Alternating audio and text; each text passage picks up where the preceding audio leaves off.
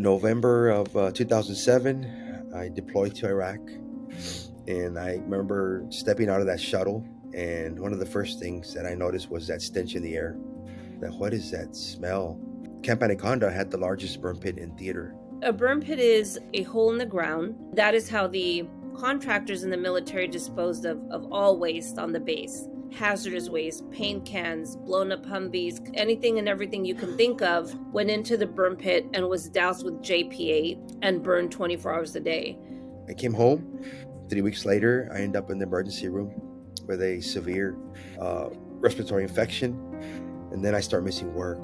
I started having these flare-ups. I couldn't tolerate the headaches anymore. I was exhausted of going to the emergency room, and it just became my routine. I mean, Leroy and many other soldiers were like, am I crazy? Like, is it me? Am I really just losing my mind and I'm not sick? Because that's what they're telling me, right? That this is all in my head.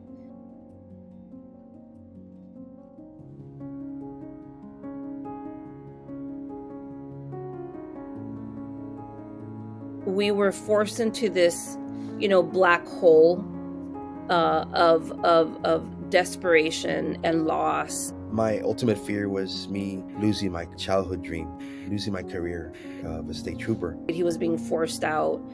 We were on the verge of foreclosure. We were on the verge of repossessing our cars. I mean, how? How do you go serve your country and get to this point in time? And I knew it wasn't just us. I knew there were many more families going through the hell that we were going through. It was really just consuming our lives, which is why we gave it the slogan of the war that followed us home.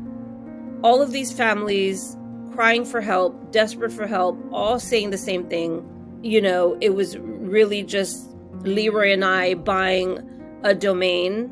It ended up turning into Burn Pits 360, creating the registry, in conversation with the families, them agreeing and saying, yes, we need to create something bigger than what this is.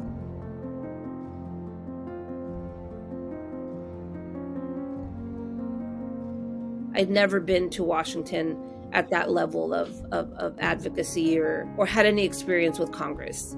I was walking in there with this idea of hope, that there was this trust and hope that these people representing us were going to do good by us. And little did I know that every encounter, they had these gatekeepers. Carrying the DOD and VA on our backs weighed so heavy on us emotionally because we had our own fight.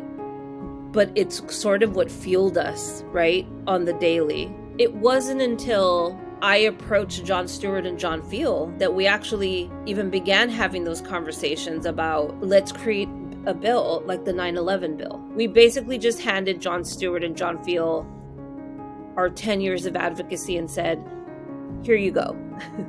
This is it. This is the research. This is the discovery. This is all of it.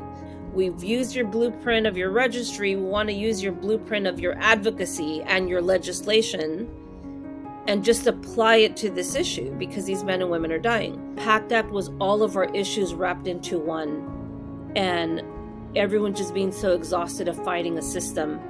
Instead of it being a system that helped them, it was a system that was against them. It was our turn in history to even teach two of the largest agencies that they were wrong in this case, that there are things they can do better.